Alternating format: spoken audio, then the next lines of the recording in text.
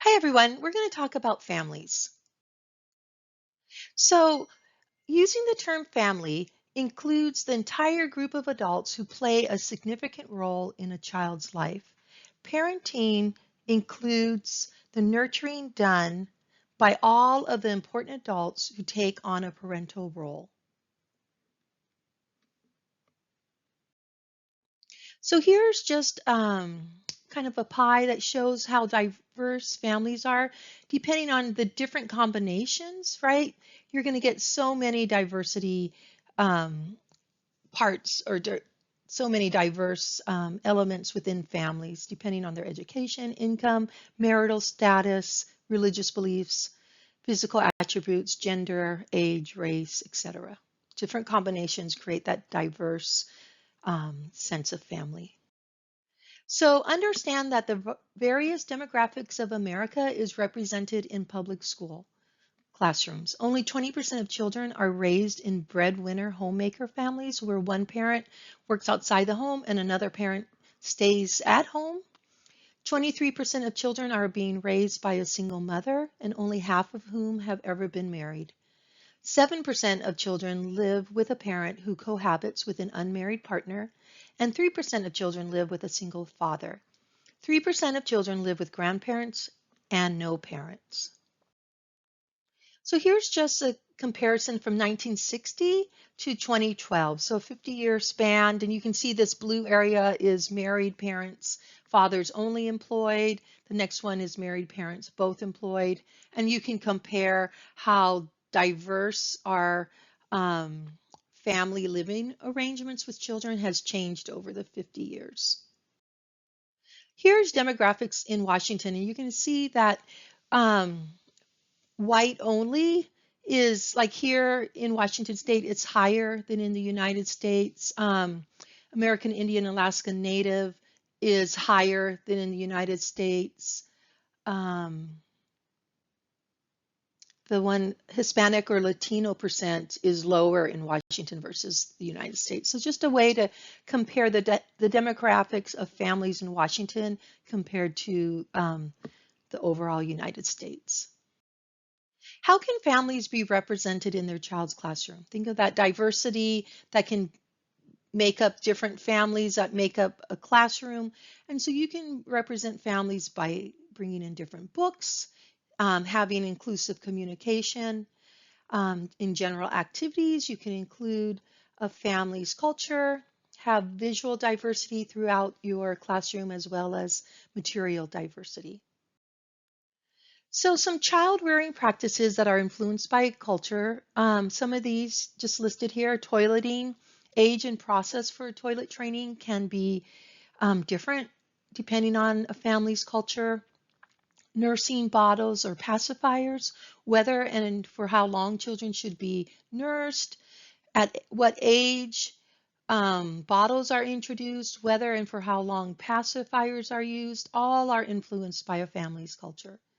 Personal care and independence, when children perform self-care, for, an example is carrying a child versus walking can be different within different family cultures. And the definition of self and healthy, how children are protected from health and safety risks, getting a cold or climbing high.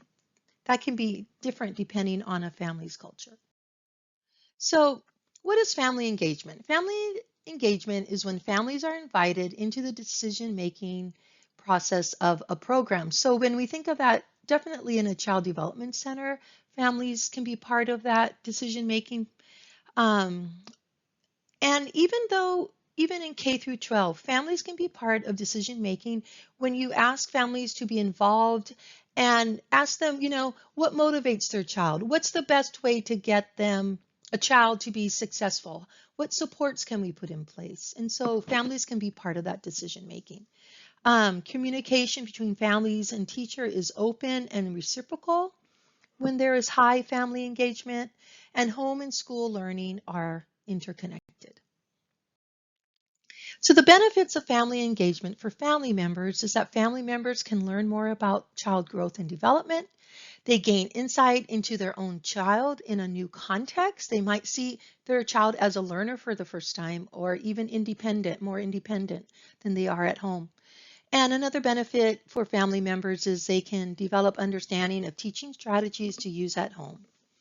Benefits of family engagement for children is that they see their family members in a different role. They may see their parent as an expert, meet new adults with skill sets and backgrounds that are different from their own. So children, through family engagement, are introduced to other family cultures that are represented in their classroom, and children may gain more individualized attention than they receive at home. So benefits of family engagement for teachers is that it increases the child-adult ratio, which leads to more opportunities for teaching. Um, Teachers are able to observe a parent-child relationship and gain insight into why a child might be the way they are. And they gain knowledge from families, right? When families share how their child is motivated, what their favorite activities are, teachers can understand children fuller. So creating partnerships with families happen from the beginning of when a child begins in that classroom. And daily communication is key, as is listening, active listening when you are present and you are really understanding what that parent is telling you. So daily communication can be in the form of written communication, in the form of bulletin boards, notes, newsletters, or emails. And communication and active listening can happen during family conferences, right? Where a teacher provides samples of work to discuss about a child's learning and progress. Um, Within family conferences, developmental progress is discussed, whether a child is typically developing, whether they're advanced or possibly below a typical developing benchmark. And observation records can be shared with families, which is a form of assessment. So family involvement encourages families to participate in their child's learning. It provides information, and you also, as an educator or teacher, you receive information from family. It's reciprocal, right? It goes both ways. You might want to use a sign-up sheet to help families become involved.